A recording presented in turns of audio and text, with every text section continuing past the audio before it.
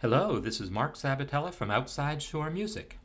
In this video, I want to talk about the three-part vocal harmony style used by the Chipmunks, and in particular in the Chipmunk Song, their Christmas song, Christmas Don't Be Late. And this was really one of my favorite Christmas songs growing up. Frankly, it still is. I like the song, I like the harmonies. It's just a really nice performance, although it's extremely silly, right? If you've heard the piece, or if you haven't, go check out, I've got the link here. The guy who recorded it with all three voices, singing all three parts in his normal voice, but then they sped up the tape twice speed so that everything went up an octave, and you get this high, squeaky, chipmunky kind of sound. So I will just play MuseScore rendition of this, and then I want to talk a little bit about what makes it tick.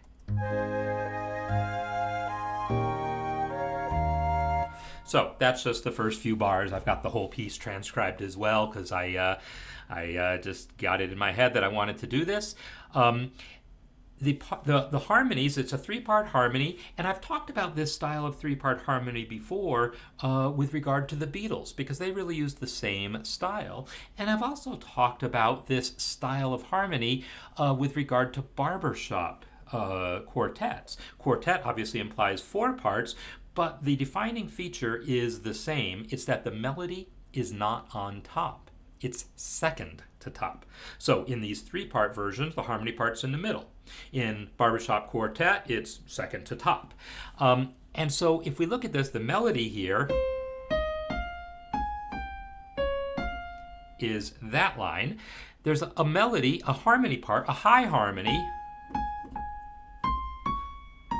that's always above that. And then there's a low harmony that is, for the most part, below that melody. I say for the most part because there's a couple exceptions here where the voices actually cross. Right off the bat, the very first chord, we have the high harmony is the A flat, the lead, the melody, is the C. What I'm calling the low harmony is actually above the lead. So we have two harmony parts above the lead, but only for one note. After that, we end up having those same three notes, but the melody is now the middle note, and the low harmony is below that. And then the next chord is the melody is the F, and again, the harmony is above and below. And for most of the piece, you're going to find that arrangement. The harmony, a high harmony above the melody, a low harmony below the melody. But every once in a while, you'll have that voice crossing thing. And that happens, it happens for a number of reasons, but one of them in this case is the melody was going to move from one chord tone to another. So the harmony reverses that. The melody goes from the third of the chord to the fifth of the chord. So the harmony goes from the fifth of the chord to the third of the chord. The effect is the same two notes in a row. And in fact, the high harmony has the same note too. So we actually hear the same chord twice in a row, but the two of the parts are actually changing notes. This idea of what's called voice exchange, where you have the same two notes but then they swap roles, is a common thing to do in instrumental writing. It allows you to avoid repeated notes so that an instrumental part can slur. In vocal writing, we do it here, not to avoid the repeated note, but just to account for the fact that the melody is doing that thing of moving from one chord tone to another. So we let the harmony part take the other notes, and this you end up having several places in the piece where that technique is used. Now, there's a lot of other interesting techniques used in this piece, using sixths to substitute for fifths, ninths to substitute for roots, and some interesting harmonic things going on. There's a minor four chord, the chord that I always talk about as one of my favorite chords, and has also been flagged by some infamous YouTube videos or as being the Christmas chord.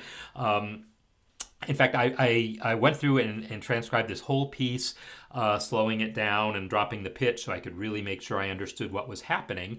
And I'm going to do another video within my community in the musicianship workshop where I analyze the entire piece in terms of this how this three-part arrangement works. So if you want to learn more about this three-part arrangement, be sure to subscribe as a gold level member to my community, and then you can check out that video.